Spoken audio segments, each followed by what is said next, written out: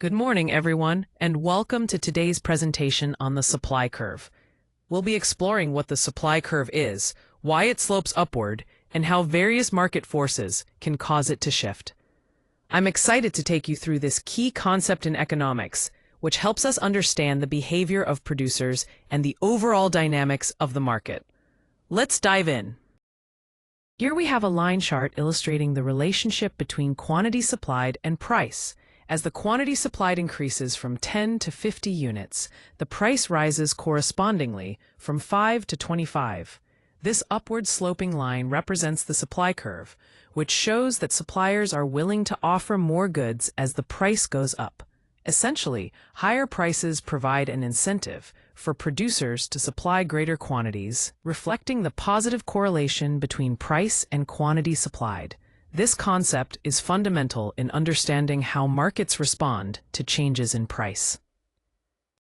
Here we have a line chart illustrating the law of supply, which shows the relationship between price and quantity supplied. On the horizontal axis, we have the quantity supplied, while the vertical axis represents the price. As we move along the graph, you can see that when the price is low, the quantity supplied is also low. However, as the price increases, suppliers are willing to provide more of the product. This positive correlation is fundamental to understanding how markets function, as higher prices generally incentivize producers to increase supply. This clear upward trend confirms the basic principle of the law of supply.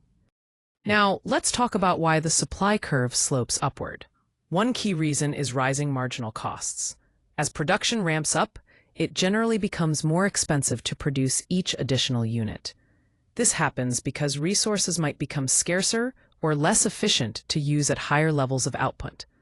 To cover these increasing costs and still make a profit, firms need to charge higher prices. So the higher the price, the more firms are willing to supply, which is why the supply curve slopes upward. The image here shows an industrial machine, illustrating how complex and resource-intensive production can be as output grows. Now, let's look at the key factors that cause shifts in supply. First, input prices play a crucial role. When the cost of inputs goes up, producing goods becomes more expensive, so supply tends to decrease. Conversely, if input costs drop, supply usually increases.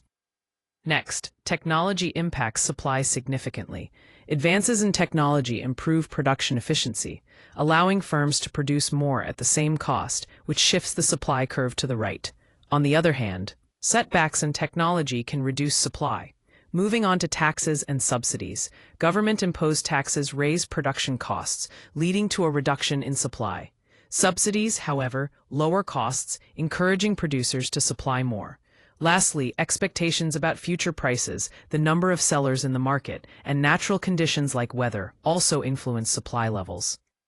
For example, if sellers expect prices to rise, they might hold back supply now, or natural events can either boost or hinder production. All these factors together shape how suppliers respond and adjust their quantities in the market. Here we're comparing two important concepts in supply analysis: movement along the curve versus curve shifts.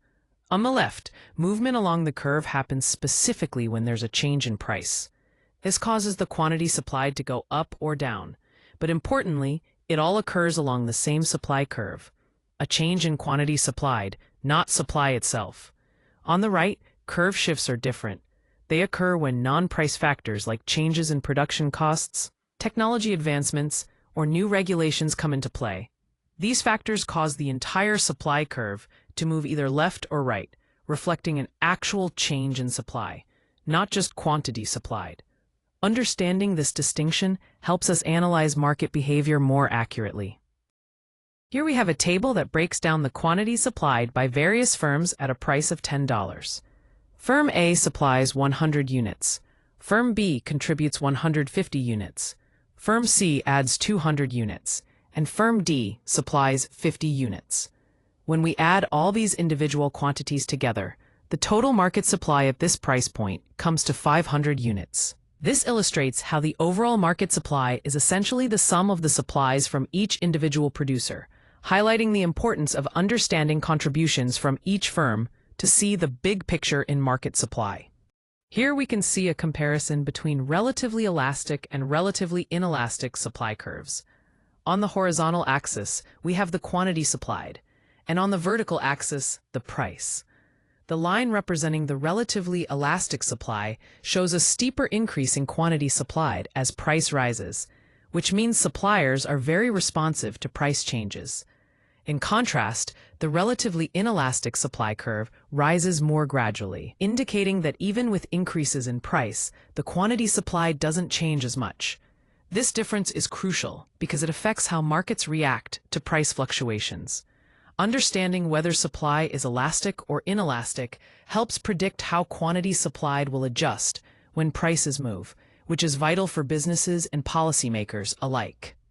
Here we see how the supply curve operates in real-world situations. First, the price impact on supply is crucial. When prices go up, producers are motivated to supply more because higher prices mean better profits.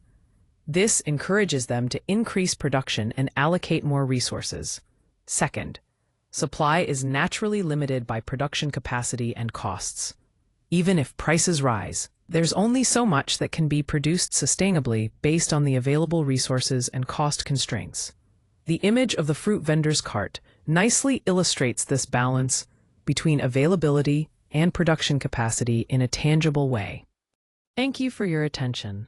To recap, the supply curve shows how much quantity suppliers are willing to offer at different prices. And it usually slopes upward because higher prices encourage more supply.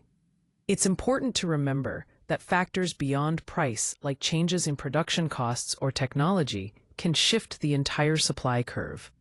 Also, when we talk about market supply, we're looking at the total quantity supplied by all individual producers combined. Understanding these ideas is key to seeing how prices are formed and how producers decide what and how much to produce. I appreciate your time, and I hope this has provided a clearer picture of supply dynamics.